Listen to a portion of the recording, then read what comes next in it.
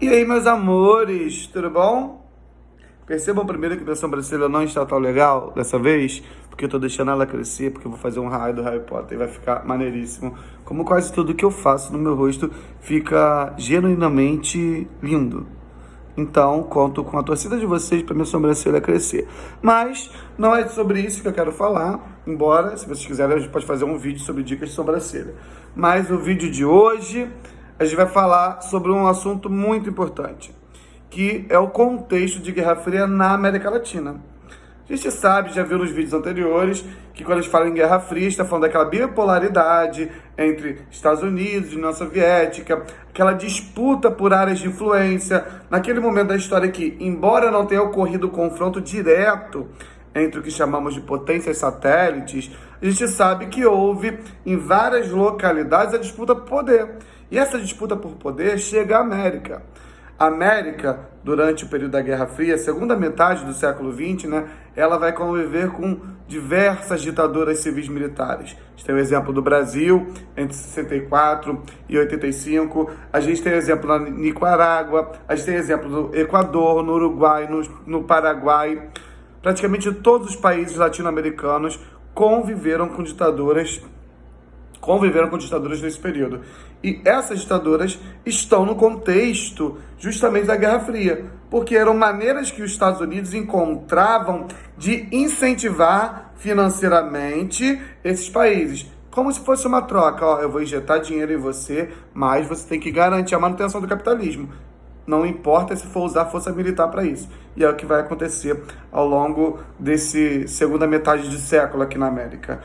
Nesse vídeo, a gente vai falar especificamente de dois casos, e dois casos extremamente lamentáveis da nossa história, que é a ditadura militar implementada no Chile em 1973, que vai perdurar até 1990. Então a ditadura chilena vai de 73 a 90. E vamos falar também da ditadura na Argentina, que foi a ditadura mais sanguinária da América. Em 6 anos, entre 1976 e 1983, 7 anos na verdade, 6 anos e meio, foram 30 mil executados pelo Estado.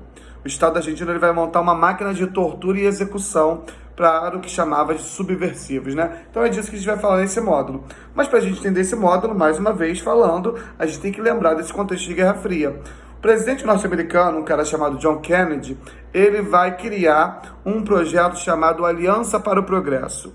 O que é a ideia de aliança? Aliança não é estar unido? Vamos estar unidos para quê? Para progredir. Então, a Aliança para o Progresso é um conjunto de investimentos em países latino-americanos, investimentos norte-americanos, naquele intuito de, eu vou injetar dinheiro ali, dessa maneira eu vou impedir que o comunismo chegue. E a gente está numa onda de extremo anticomunismo. A propaganda anticomunista nos meios de comunicação, nas elites, em parte da Igreja Católica, ela vai crescer enormemente. Já bem antes desse período de Guerra Fria, desde 17, quando lá na Rússia houve a Revolução Russa, já havia uma propaganda anticomunista muito forte. Por exemplo, no Brasil, vocês lembram da Era Vargas, do Estado Novo, do argumento para o golpe do Estado Novo, Plano Cohen, vamos conter o comunismo? A mesma história vai se repetir agora na América, no contexto de Guerra Fria. Então perceba, não foi os Estados Unidos que inventou o anticomunismo na América no período da Guerra Fria. Ele já existia, mas obviamente ele vai ganhar muito mais espaço, muito mais força no contexto da Guerra Fria, porque o mundo vai estar vivendo isso. E como que funcionou lá no Chile? O Chile era marcado por um diferencial na América. A América passa por várias reviravoltas políticas. Não há uma estabilidade política nos países latino-americanos nesse momento da história. O Chile, porém, convivia com essa estabilidade. Tinha uma democracia muito bem madura, muito bem estabelecida. Isso se dava pela participação popular constante nas eleições, nas decisões dos governos. E lá em 1970, o Chile vai eleger um camarada chamado Salvador Allende. Salvador Allende ele vai ser eleito pela Unidade Popular, que era uma espécie de partido que juntava a classe trabalhadora, a classe camponesa, as classes exploradas na sociedade. O Salvador Allende se declarava socialista. Então, vai haver uma vitória nas urnas de um líder socialista. E ele vai implementar lá no Chile o que chamamos de, isso cai muito no vestibular, via chilena ao socialismo. O que seria a via chilena ao socialismo? Enquanto, por exemplo, em Cuba, enquanto aqui no Brasil se propunha isso, em alguns outros países também, se propunha que deveria se chegar ao socialismo por uma revolução armada, pela guerra de guerrilha, né, pela formação dessa revolução em meio às armas. No Chile, não. O Salvador Allende propunha chegar via eleitoral ao socialismo. Ele foi eleito presidente. Agora ele propunha que a sociedade elegesse cada vez mais parlamentares socialistas para ir legalmente, ou seja, através das leis criadas no parlamento, pudesse ser implementado o socialismo no Chile. Muito bonito isso na fala, né? E na prática vinha acontecendo. O socialismo vinha sendo implementado no Chile. As leis vinham sendo aprovadas. O Salvador Allende tinha uma grande popularidade. Só que à mesma medida em que na esquerda chilena o Salvador Allende era muito querido, surge uma direita extremista também. Surge um grupo paramilitar. O que é um grupo paramilitar? A palavra que está muito na moda, né, gente? Milicianos. Então, aqui no Brasil a gente tem umas famílias por aí, né? Tem umas laranjadas. Agora mesmo foi preso um miliciano, né? O Queiroz, para quem não sabe, ele é policial reformado, mas era miliciano também. Ele foi preso recentemente. E lá no Chile, a gente tem também um grupo paramilitar, um grupo de milicianos de direita que não querem deixar o Salvador Allende governar. Começam a atacar manifestações de apoio ao Salvador Allende, invadem a Unidade Popular, invadem centros de esquerda, matam pessoas importantes vinculadas à esquerda chilena. E olha, gente, o nome desse grupo paramilitar: Pátria e Liberdade. Algo familiar? Essa ideia de que defender a pátria, defender a liberdade, vou garantir a democracia. Eu costumo dizer que a gente sempre deve desconfiar de um governante que fala, eu vou garantir a democracia. Geralmente esse cara que fala que vai garantir a democracia é ele mesmo uma ameaça a ela. Porque ele começa a fantasiar um monte de supostas ameaças à democracia e se coloca como um salvador dela. É como se fosse ele o cara que acendesse o fósforo, jogasse a pólvora, colocasse um incêndio na pátria ali e se apresentasse como bombeiro. E é isso que vem fazendo ao longo da América ditadores, pessoas inescrupulosas, pessoas que, em nome de pátria, de Deus, de nação, de papapá, de Deus acima de tudo, essas pessoas vão lá e violam todas as tradições e as leis democráticas, né, que regem o país. E assim foi feito lá no Chile. À medida que esse grupo paramilitar crescia e atacava o Salvador Allende, vai se juntar a eles também? Olha, gente, que bizarro, dá até revolta de falar. As greves patronais. O que é isso, Gerson? Greve de patrão. Olha que fiasco. Os patrões no Chile estavam insatisfeitos com o governo. Caraca, se o patrão está insatisfeito com o governo, esse governo deve estar indo bem para a classe trabalhadora. Porque o Salvador Allende reduziu imposto de pobre, aumentou imposto de rico, taxou fortunas. O Salvador Allende criou e exigiu as leis trabalhistas, né? Intensificou a fiscalização sobre elas. E os patrões ficaram revoltados e vão lá e se colocam nas greves patronais. Olha que absurdo. Uma greve patronal acontece quando esse patrão simplesmente para com os seus trabalhos. Vamos ferrar com esse governo? Vai lá o cara, sei lá, construtor demite 2.000 pessoas. Aí o outro construtor demite mais 5.000. Aí um dono de rede de mercados desabastece o mercado para não ter produto e a galera tem que pagar caro pelo pouco que está na prateleira. Então os patrões boicotam o governo de Salvador Allende. Ou seja, era um momento em que a classe trabalhadora, os explorados, estavam tendo vez no Chile. Aí os bonitos dos patrão, né, dos patrão, vão lá e se juntam aos milicianos, nada muito diferente do que acontece em alguns lugares atualmente, né? Se juntam aos milicianos e começam a defender que não, precisamos fazer alguma coisa, estamos sendo prejudicados. Quem? Se o patrão está sendo prejudicado, há uma grande chance de estar sendo beneficiado o que não é patrão, o empregado, correto? E é isso que vem acontecendo no Chile. Aí os meios de comunicação começam a boicotar o Salvador Allende, enfim, ele sofre várias críticas. Aí qual foi a ideia, o tiro errado dele? Preciso impedir que esses paramilitares cresçam, preciso impedir que essa essas críticas se avolumam e desestabilizam o meu governo, ele vai lá e fica amicíssimo das Forças Armadas chilenas. Se junta com um cara chamado Augusto Pinochet, que era o seu braço direito. Por 6 ou 8 meses, o Augusto Pinochet virou o braço direito do Salvador Allende, prometendo garantir a manutenção do governo dele. No primeiro momento, na primeira oportunidade, o Augusto Pinochet, em 11 de setembro de 1973, no 11 de setembro famoso, que a gente conhece lá de 2001, do World Trade Center, a gente teve um 11 de setembro tão ruim quanto em 73, que foi o momento em que Augusto Pinochet, com as Forças Armadas chilenas, aliadas também dos milicianos do Pátria e Liberdade, vão lá, invadem o Palácio de La Moneda e depõem o Salvador Allende. Salvador Allende comete suicídio e entrega o cargo, obviamente, né, após o suicídio. Mas tem uma curiosidade, o suicídio do Salvador Allende foi com mais de 300 tiros de fuzil. Ou seja, ele foi executado pelo governo chileno e noticiou-se que ele cometeu suicídio, para passar a ideia de que ele morre como um covarde, né? Mas Salvador Allende, ele é deposto e é implementado no Chile uma das maiores ditaduras da história da América. Várias e várias violações aos direitos humanos foram colocadas em práticas. O Congresso foi fechado, ou seja, vai governar sem parlamento. Além de fechar o Congresso, o Augusto Pinochet, ele vai criar uma estrutura de mapeamento e perseguição aos considerados subversivos, né? Ou seja, aqueles que simpatizassem com a ideologia comunista ou que tivessem defendido o governo do Salvador Allende. Enfim, economicamente falando, vai ser adotado o neoliberalismo, que é a diminuição do Estado na economia. Quando Salvador Allende interferia na economia, criando tributos aos ricos, intensificando as leis trabalhistas, intensificando o direito dos pobres, agindo de fato o Estado como um provedor social, ou seja, como uma instituição que vai prover pelo social, o Pinochet faz o caminho reverso. Ele tira o Estado da economia, o que chamamos de ideologia neoliberal. Essa ideologia neoliberal vai permitir a entrada de empresas privadas, vai permitir que os Estados Unidos controle economicamente o que vai entrar e sair do Chile, e assim o Chile vai se manter entre 73 e 90.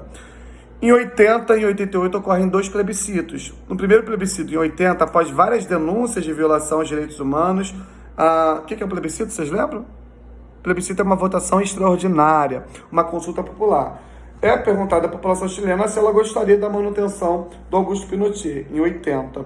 E a população decide que sim. Porém, em 88, no novo plebiscito, o Pinochet, a população decide por pedir novas eleições. Essas eleições ocorrem em 90. O Pinochet é o candidato dos militares, porém ele perde nas urnas. E o Chile entra num novo momento democrático de sua história. Uma curiosidade é que o Pinochet não vai ser punido em vida naquele momento, né? Pinochet simplesmente ele viola os direitos humanos, mata milhares de cidadãos chilenos e sai como um presidente que perdeu a eleição, ponto. É algo análogo ao que acontece na ditadura civil-militar brasileira, né? Em que nenhum dos militares carrascos foram punidos. Pelo contrário, alguns foram homenageados, como, por exemplo, foi homenageado o general Brilhante Ustra. O Ustra talvez tenha sido o maior torturador da história do regime militar brasileiro. E o Ustra foi homenageado lá no episódio do impeachment da Dilma Rousseff, da votação do impeachment. O então deputado Jair Bolsonaro votou pelo impeachment da Dilma Rousseff e disse: pela memória do general Brilhante Ustra. Ou seja, ele homenageou no Congresso Nacional dos maiores torturadores da nossa história. Lá no Chile aconteceram coisas análogas, né? Não foram punidos os militares, ficou por isso mesmo. Bom lembrar também que quando Pinochet chega ao poder, ele extingue os partidos políticos, beleza? E agora, com relação à ditadura argentina, essa sim foi pior ainda do que a ditadura civil no Chile, civil-militar, do que a ditadura civil-militar no Brasil. Ela foi, sem sombra de dúvidas, a pior das ditaduras que ocorreram na América. E lá na Argentina a gente tem uma ditadura curta, como eu falei, entre 76 e 83, se levarmos em consideração o Brasil, que foram 21 anos de ditadura, o próprio Chile, que foram 27 anos de ditadura.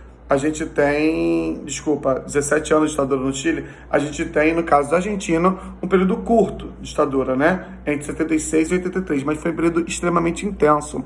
Cerca de 30 mil pessoas, como eu falei no início do vídeo, foram executadas pelo regime militar na Argentina, né? E para a gente entender esse golpe que acontece lá em 1976, a gente tem que voltar um pouquinho. Voltar ao ano de 1955, quando um cara chamado Perón, Juan Domingo Perón é o que equivale a Getúlio Vargas para o Brasil. O Perón era também o presidente da Argentina na época da Segunda Guerra Mundial, bem como era o Getúlio na época da Segunda Guerra Mundial. Porém, o Perón tem algumas atitudes diferentes de Getúlio. O Getúlio insere o Brasil na guerra, vocês lembram? Acordos de Washington, em troca os Estados Unidos investem no Brasil. Perón não. Perón foi o único líder da América Latina a não entrar na Segunda Guerra Mundial, aliado aos Estados Unidos. Ele fica neutro, ele não entra na Segunda Guerra Mundial. E em 51, ele vai ser eleito democraticamente para o mandato que terminaria em 55, né? Ele é eleito em 48, é reeleito em 51. Só que, o que acontece? O Perón, que é o pai das leis trabalhistas na Argentina, ele vai ter um governo extremamente voltado para as questões sociais. A sua esposa, uma mulher chamada Evita Perón, ela vai ser uma espécie de ministra de assistência social. Ela vai criar vários projetos educacionais, vários projetos voltados para as classes mais pobres.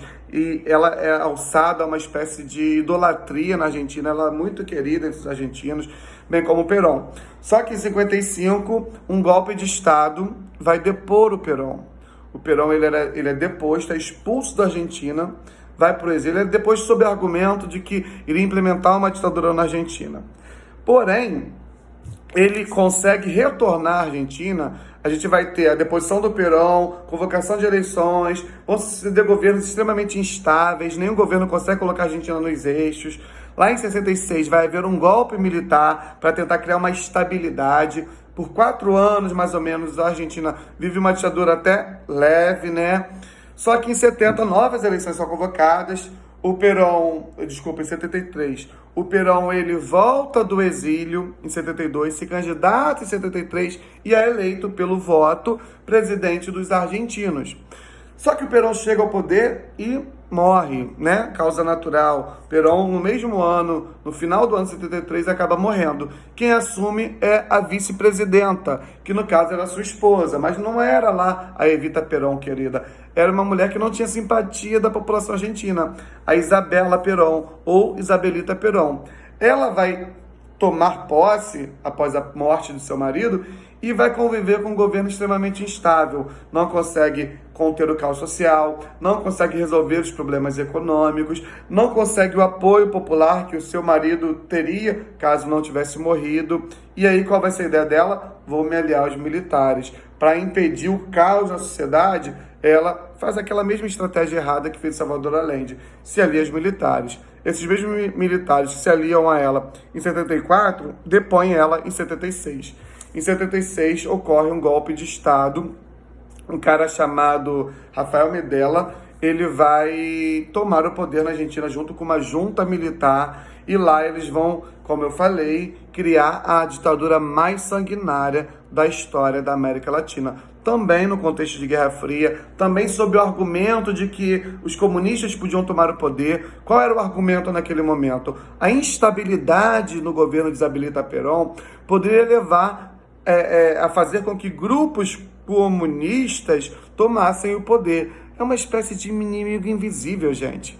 Eu fico extremamente irritado como historiador quando eu vejo em 2020 pessoas falarem comunismo. A gente tem líderes brasileiros falando, vamos conter o comunismo. Mas espera aí, que comunismo que você vai conter se ele nem existe aqui no Brasil? Se não é nem uma gama de comunistas no Brasil capaz de promover uma revolução ou sequer de ganhar uma eleição? Pelo amor de Deus, eles criam fantasmas para assombrá-los. E eles conseguem fazer com que a mídia, o povo, passe essa ideia de que estamos assombrados por um inimigo, mas esse inimigo nem existe. É um inimigo imaginário dessa gente estúpida. Então, o que vai acontecer?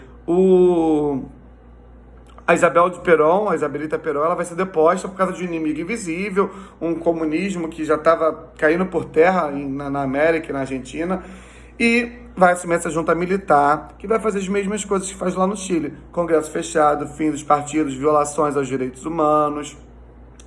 Vai também, na Argentina, criar a ideia neoliberal, né? Entrada da empresa privada, entrada do capital norte-americano, aliança para o progresso, vamos crescer em meio a esse capital, e por aí vai. Só que, o que vai acontecer? Em 1982, mais ou menos, eles não contavam com a força das mães. Exato. Essas mulheres que perderam seus filhos para o regime militar argentino, essas mulheres que queriam descobrir o paradeiro dos seus filhos, porque ninguém morre numa ditadura, simplesmente desaparece. Então era levado para depor, não voltava, a mãe ia procurar, não, ele passou por aqui, mas liberamos ele. Liberaram não, gente. Mataram, executaram. É isso que faz um regime militar. Executa a oposição. No regime democrático, por mais que eu tenha discordâncias e concordâncias também com, por exemplo, o atual governo, eu não tenho direito a que ele seja calado. É um governo eleito democraticamente. É um governo que, enquanto não houver nenhuma ilegalidade comprovada em todas as instâncias, tem que se manter. Isso é uma democracia. Eu posso não concordar com o governo Lula, posso não concordar com o governo Bolsonaro, posso não concordar com o governo Dilma, o governo Temer, mas há uma garantia democrática e eu preciso respeitá-la. Eu não posso querer que, vamos supor, que chegue ao poder, quando estava no poder o Lula, não posso querer que ele execute as pessoas de direita. Eu não posso querer também, se eu for de direita, que o Bolsonaro execute as pessoas de esquerda. A gente está numa democracia e esse diálogo ele tem de haver. Ele é a garantia democrática. E numa ditadura isso não acontece. Numa ditadura o diálogo é entre a forca e o pescoço. Não há diálogo quando você tem um corpo e um fuzil na frente dele. É isso que faz uma ditadura. As pessoas estão sempre na iminência de serem fuziladas. Então não há espaço para crítica numa ditadura. Eu fico extremamente triste quando eu vejo no regime democrático defender a intervenção militar. Porque é muito fácil numa democracia alguém pedir levantar a bandeira de uma ditadura. Mas não é fácil numa ditadura você levantar a bandeira da democracia. Porque o máximo que acontece numa democracia, quando você levanta a bandeira de uma ditadura, é você responder um processo, ter até a possibilidade de ir preso, né? Porque fere a Constituição. Mas numa ditadura, quando você defende a democracia, você é executado. E na Argentina, 30 mil foram executados dessa maneira. E lá na Argentina vai se iniciar uma das coisas mais lindas que a nossa história já vivenciou, que é La Madres de la Plaza de Mayo, as mães da Praça de Maio. Essas mães corajosas se colocaram na linha de frente do combate ao regime militar. Elas, no momento em que as greves eram proibidas, as manifestações populares eram proibidas, elas que já tinham perdido a sua vida, né? Quando uma mãe perde um filho, já perdi seus filhos, não tinham mais nada a perder. E se juntam numa espécie de rede de solidariedade e começam a fazer protestos na praça principal argentina, em frente ao Palácio Rosa, que é o palácio lá do governo, e elas protestam, querendo saber sobre seus filhos. Obviamente, isso vai ganhar uma repercussão internacional, aí fica difícil do governo mexer. Como é que eu vou executar essas mães agora? Se toda a imprensa está do lado delas, se toda a imprensa agora quer também entender o que aconteceu com os filhos dessas mães, com o desespero dessas mães, né? O sofrimento de uma mãe toca a sociedade.